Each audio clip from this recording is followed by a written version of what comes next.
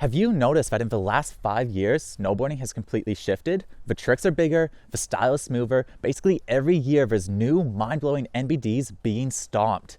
Is this just a natural form of progression for the sport, or is it because of something else? Something that the best snowboarders in the world won't even admit to using to their friends. In normal sports, this would be steroids, but in snowboarding, it's landing airbags. Stop right here.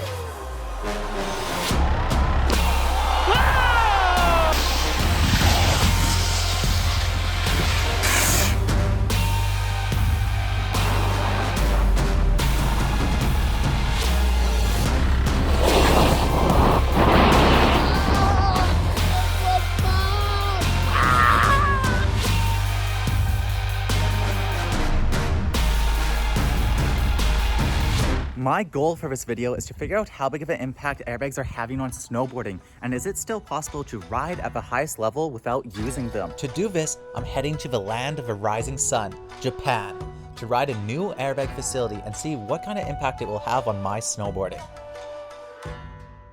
I'm a snowboarder from Alberta, Canada. I've been snowboarding for 17 years with the intent of going pro for 11. To chase that goal, I've trained with teams, moved to Whistler, and put my entire life into the sport. But I've never used a landing airbag, and I've never been snowboarding during the off-season. So this trip marks my first time doing both. And I have one goal: land my dream trick, the backside triple cork 1440. This trick has been my obsession. This is my chance. And who knows, maybe when I'm at it, I'll do a couple 16s, maybe some 18s. I mean, they're just airbags, right? Since I went all the way to Japan, I decided to do some tourism, checking out the temples and castles. After that, I took the train from Tokyo to Saitama, then another train deep into the suburbs, arriving at my home for the next 10 days. Here, I'll be trying to ride the airbag for 6 of those days, and the cost is significant. 50 USD per night for the hotel, 50 USD per day in the taxis to and from the hill, 40 to 90 USD per day depending on the bag I'm riding. That's about 140 USD per training day. With 6 days on the bag, that's $1,000. Food, $300. Other expenses, trains, etc., $100. We're looking at a total of $2,440 for 6 days of riding. That's a staggering $406 per day. But I make $17 an hour before tax, working 30 hours a week. That's 5 weeks of pay, nearly a week of work for each day on the bag, not including my rent or other expenses I have while saving for this trick. So to say that I want to make the most of it would be an understatement. With that, we dive into day 1. The takeoffs were way smaller than I expected, and the landings were super narrow. Drifting off the side wasn't just possible, it was common. I even heard a story of someone going to the side, getting their leg caught in the bag, and having it snap on them. Honestly, doubt was the biggest thing I felt, but I decided to build up some confidence on the smaller jump. Instantly, the challenge became obvious. The snow felt awful, my board was sticking, my edges felt wrong. I couldn't even do a proper back 7, one of my most consistent tricks. It didn't boost my confidence, but I didn't come here to waste time on the small bag. The stairs are steep, the drop-in is intimidating, but you never know how a jump will feel until you drop in. So I did. And it felt good. My straight airs were smooth, my spins felt more natural. After 5 720s, I was ready for my first double. These felt great. The less stressful environment let me focus on the trick, and that gave me more air awareness than I've ever had. But one issue became clear. I'm drifting way too much. These jumps give you 2 to 3 seconds of airtime, and that's a lot of time to drift.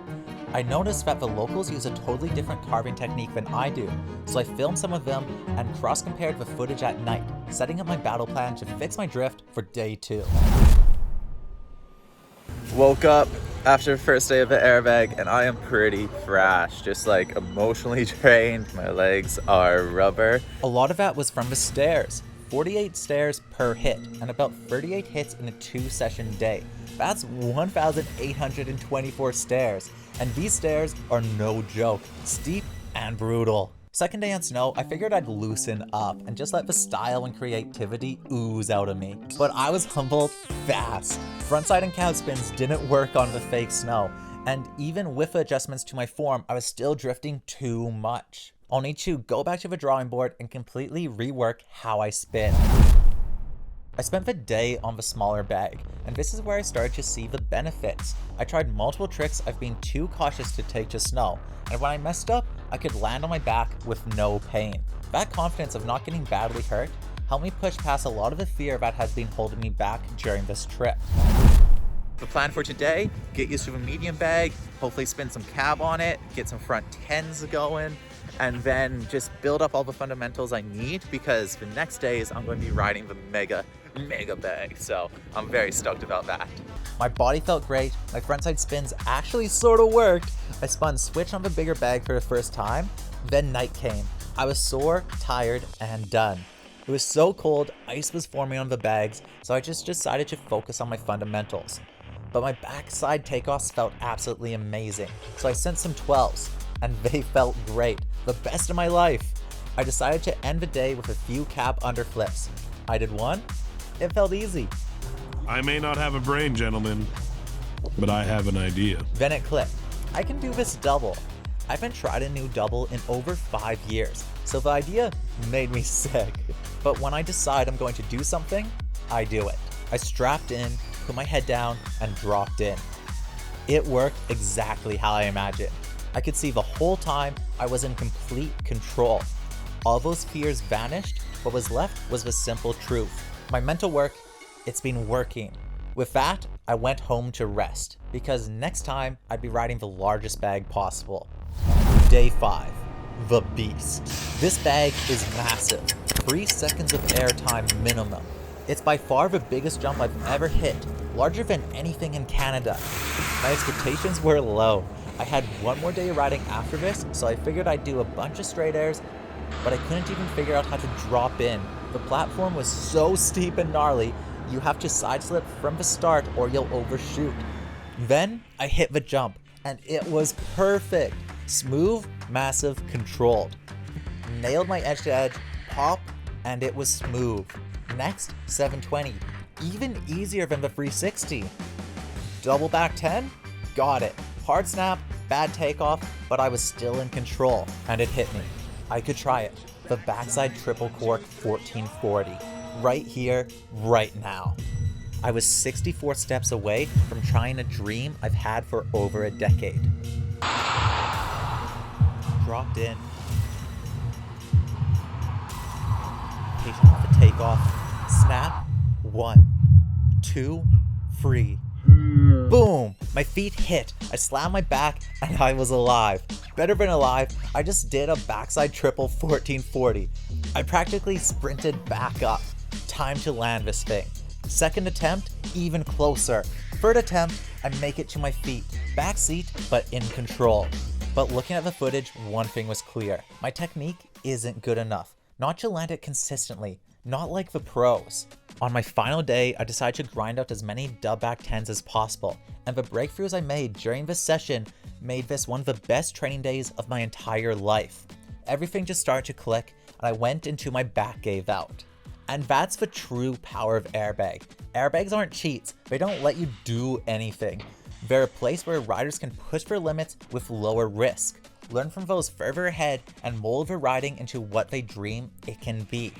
They remove variables, they give you perfect conditions, they let you ride pure and true to what you're capable of. 6 days might not seem like a lot, but 6 perfect jump days? That's more than I've gotten in some entire seasons in Whistler. This trip helped me push myself, reach towards my dreams, and learn my limits, and figure out how I'll go and grow past them. I highly recommend airbags to anyone who can access one. They're one of the most useful tools in all of snowboarding, but it's not all good. Snowboarding is already too damn expensive for most families, and airbags make the gap between wealthy and struggling riders even bigger. But there's still hope, because those with access are pushing the sport, and we can learn from them by studying their riding and comparing it to ours for giving us the blueprints to every trick ever done. And as airbags grow in popularity, more will continue to pop up. In Japan, they're everywhere. New ones are being built around the world. And without the cost of flights, taxis, and hotels, they can actually be relatively affordable. So here's my final thought. Airbags are absolutely amazing. Sure, contests are so wild, I don't even know what tricks people are doing anymore, but snowboarding will evolve. If the people get tired of seeing big spins, the sport will pivot.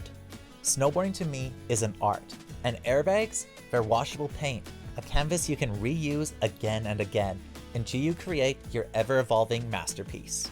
If you want help cross-comparing your snowboarding or figuring out how you can improve, check out my Patreon. I offer video analysis, live coaching, and fully structured progression plans. Thank you so much for watching, and I look forward to getting better alongside all of you.